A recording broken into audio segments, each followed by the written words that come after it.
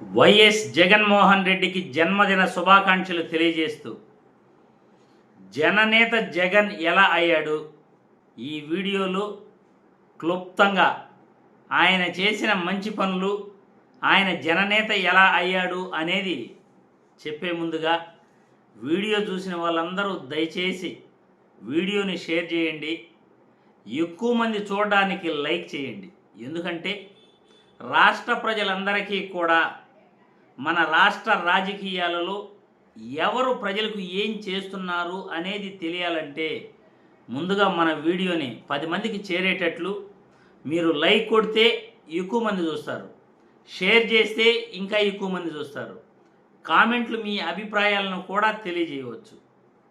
ముందుగా జగన్మోహన్ రెడ్డి గారికి జన్మదిన శుభాకాంక్షలు ఈ వీడియో ద్వారా తెలియజేస్తూ, జగన్మోహన్ రెడ్డి పార్టీ పెట్టి ఈ 12 సంవత్సరాల ప్రయాణంలో జననేత ఆయన ఎలా అయ్యాడు, జగన్మోహన్ రెడ్డి జననేత కావడానికి దోహదం చేసిన అంశాలేంటి, ఇవన్నీ కూడా క్లుప్తంగానే వివరించుకుందాం.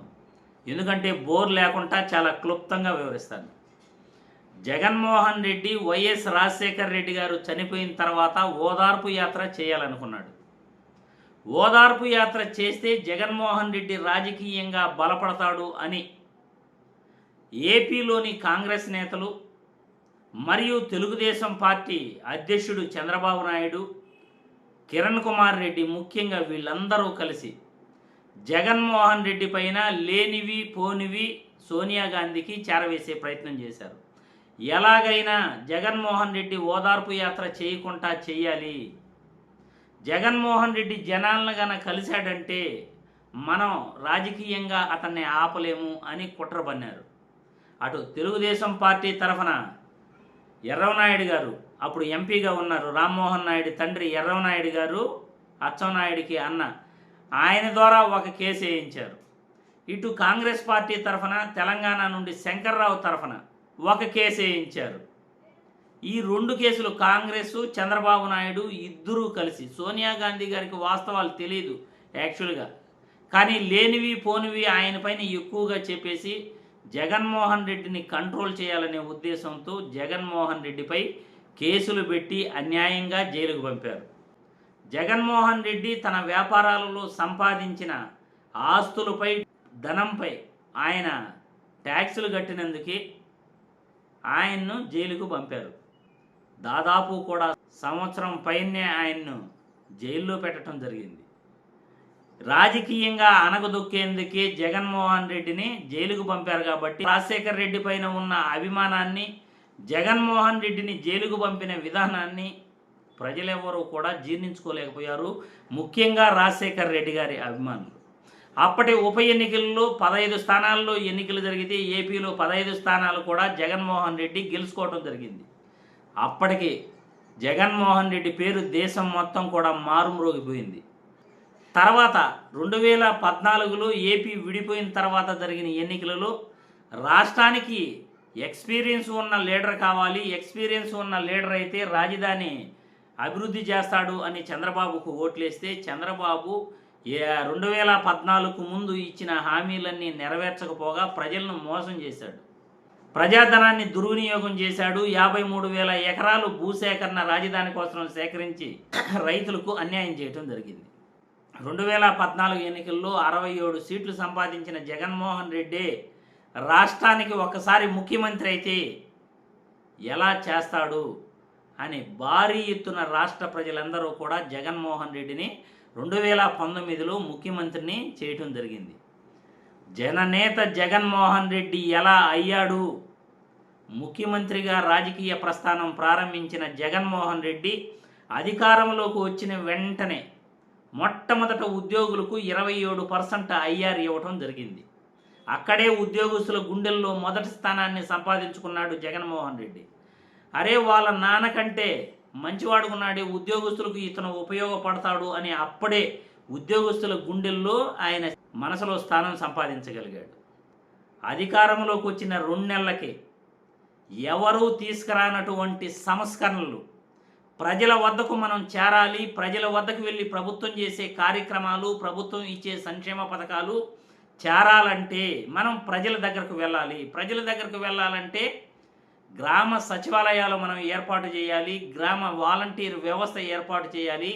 గ్రామ వార్డు సచివాలయాలు ఏర్పాటు చేసి దాదాపు కూడా గ్రామ సచివాలయాలలో ప్రభుత్వ ఉద్యోగాలు ఏపీపీఎస్సీ బోర్డు ద్వారా ఎగ్జామ్ పెట్టి 1,36,000 ఉద్యోగాలు ఆయన ప్రభుత్వ ఉద్యోగాలు ఇస్తూ 2,60,000 మంది వాలంటీర్లను నియమించడం జరిగింది. ప్రతి 50 మందికి ఒక వాలంటీర్ ప్రభుత్వ కార్యక్రమాలు, ప్రభుత్వ సంక్షేమ పథకాలు ప్రజలకు చేరవేయడానికి, ప్రజల వద్ద ఇన్ఫర్మేషన్ కలెక్ట్ చేయడానికి ప్రభుత్వానికి మధ్యవర్తిగా ఈ వాలంటీర్ వ్యవస్థను ప్రవేశపెట్టడం జరిగింది. 1,36,000 ఉద్యోగాలు, 2,60,000 ఉద్యోగాలు కేవలం 4 నెలల లోపల జగన్మోహన్ రెడ్డి అధికారంలోకి వచ్చిన వెంటనే ఇవ్వటం, ప్రజలందరికీ కూడా అర్హుడైన ప్రతి పేదవాడికి రేషన్ కార్డులు కానీ, వృద్ధాప్య పింఛను కానీ, అవ్వాతాతలకు వృద్ధాప్య పింఛను కానీ, సంక్షేమ పథకాలు కానీ దాదాపు కూడా 6 నెలల్లోనే జగన్మోహన్ రెడ్డి ప్రభుత్వంలో ఎన్రోల్ చేసి ఇవ్వటం ప్రారంభించాడు. తర్వాత ప్రభుత్వ బడులను, ప్రభుత్వ ఆసుపత్రులను నాడు నేడు కార్యక్రమం ద్వారా వివిధ రకాల సంస్కరణలతో గొప్పగా అభివృద్ధి చేయటం మొదలుపెట్టాడు. వాటి నిర్మాణాలు, రూపురేఖలు మార్చడం మొదలుపెట్టాడు. నాడు నేడు కార్యక్రమం ద్వారా ప్రభుత్వ బడుల రూపురేఖలు పూర్తిగా మార్చేశాడు. పిల్లలను వాళ్ళ తల్లిదండ్రులు బడికి పంపితేనే అమ్మఒడి పథకం ఇస్తామనే 15,000 రూపాయల సంక్షేమ పథకాన్ని పెట్టడం జరిగింది. అక్కా చెల్లెమ్మల కోసం సంక్షేమ పథకాలు పెట్టడం జరిగింది.